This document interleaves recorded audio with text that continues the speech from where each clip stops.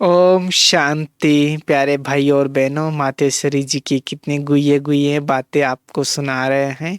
उसको जीवन में अमल में लाने के लिए आपको अच्छी तरह से सुनना होगा और अच्छी तरह से नोट करना होगा। तभी हमें जीवन में जो प्रैक्टिकल में आते हैं उसको हम ला सकते हैं। तो आज की क्लास का डेट है 24/9/62।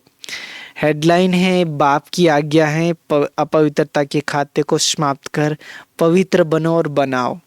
ओम शांति। भक्त भगवान की शुक्रिया गाते हैं, परंतु शुक्रिया कहने की तो बात ही नहीं है। हमको तो अब भगवान बाप प्रैक्टिकल में मिला है, उनकी हम संतान बने तो वर्षा पाने का पुरुषार्थ करना है हमको। तो उनका फरमान और आज्ञा है, उस पर कदम कदम चलना है। जैसे सपूत बच्चे बाप की आज्ञा पर पालन करते हैं। आज्ञा की बीक के कौन सी? पवित्र रहकर पवित्र बनाओ। पवित्रता को भी हम जानते हैं कि पवित्रता कितने तक है। जैसे अपवित्रता हमारे गहराई में ले गई है, जिससे कर्म का खाता भी ऐसे ही बन गया है। अब फिर उस अपवित्रता के खाते को काटना है। 5 विकार जो कर्मों में चले गए हैं उनको निकालना है। विकारों को सिर्फ छोड़ना नहीं है, क्या करना है, परंतु उनसे जो खाता बन चुका है उसको भी साफ करना है।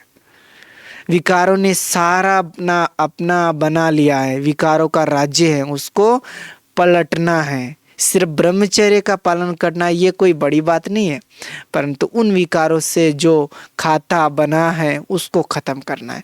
सन्यासी बल छोड़कर गए, लेकिन पिछला विकारों का खाता उनको छोड़ता नहीं है।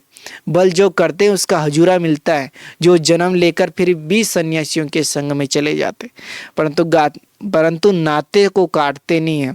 वो तो फिर भी विकारियों के पास ही जन्म लेते रहते। परंतु अब तो हम बाप द्वारा कर्मों की गति को जानते हैं। हमको डबल काम करना है। क्या करना है? डबल काम। भविष्य का भी ऐसा खाता बनाना है कि जो पिछले कर्मों का कुछ रहे नहीं, एक तरफ बनाना भी है और फिर पिछले बने हुए को साफ भी करना है। हमारी प्रारब्ध इसलिए ऊंची है, इसलिए इस पुरुषार्थ में समय लगता है, परंतु सर्वसमर्थ बाप मिला है तो सब सहज कर देता है। भगवान कहते हैं कि मेरी याद में रहो, याद से ही बल मिलता है, पवित्रता से भी बल मिलता है।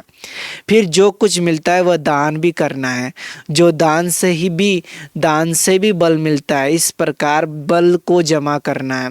और फिर जितना हम प्रैक्टिकल में इन सब बातों को लाएंगे तो ये हुई उनकी शुक्रिया।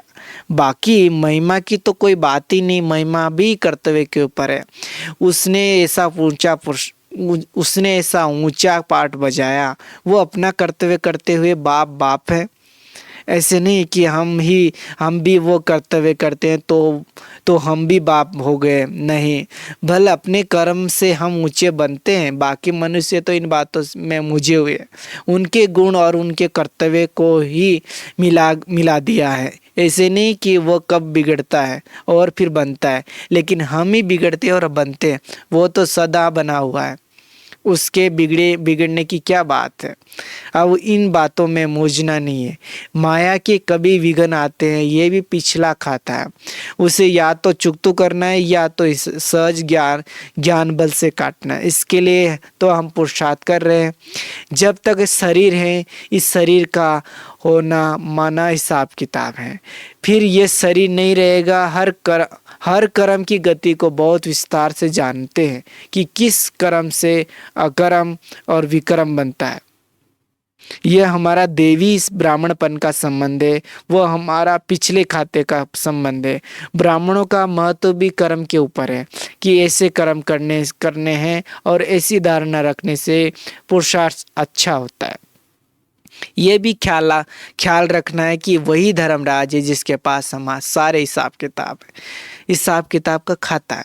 अच्छे कर्म कराकर ऊंची प्रारब्ध बनाना उनका काम है। अच्छे का फल अच्छा देने वाला है, चाहे अल्पकाल के लिए चाहे सदा काल के लिए देने वाला वो हो गया। वो है चैतन्य रूप में अब उपस्थित है। अभी पिछला खाता माइनस और भविष्य का खाता प्लस हो रहा है। अब कुछ फर्ज पालन करना है। अब हम जो भी मन वचन कर्म से कदम उठा रहे हैं तो हम जानते हैं कि इस कर्म से क्या होगा और उससे क्या होगा। विस्तार सहित बाप ने हिसाब किताब बताया है। 5 विकार भी क्या है? पहला विकार है देहभान, वही सर्व शत्रुओं का हेड है। इसलिए कहते हैं देही अभिमानी होने से और शत्रु नहीं आएंगे। देही मानी में विकार है नहीं, फिर स्मृति रहेगी कि हम उनकी संतान हैं तो विकार नहीं आएंगे। शुद्ध अहंकार रहेगा। मनुष्य तो सिर्फ कहते हैं जैसा कर्म वैसा फल, लेकिन करते नहीं हैं। अब शरीर को कुछ होता है तो जानते हैं कि ये देहभान वश है, तो हम फिर बॉडी कॉन्शियस में आकर ऐसे न करें। हमारी बुद्धि में है कि ये ड्रामा है, भल गाली देते हैं लेकिन उनका भी यह गाली देने का पार्ट है। हमको फिर उन्हें यही सही रास्ते पर लाने का पुरुषार्थ करना है। कोई उपद्रव आता है तो भी हम जानते हैं कि उपद्रव आना ही है। इसमें हाय में आवे, दुख में आवे तो विक्रम हो जाएगा। इसलिए हम सदा खुश रहे और सदा हर्षित रहते। ऐसी धारणा को बुद्धि में रखना है। यह है कर्म की गति का ज्ञान। एक बात को उठाने से सब बातें आ जाती। किसी व्यक्ति में मोह है तो वो भी पिछले कर्म बंधन का खाता हो गया। बाप द्वारा कर्मों की गति को जानकर अभी संभलते रहना। कितनी गुह्यता से मातेश्वर जी ने बताया, इसको अच्छी तरह सुनिएगा। आज के लिए इतना ही, कल फिर सुनेंगे। 28/9/62। ओम शांति।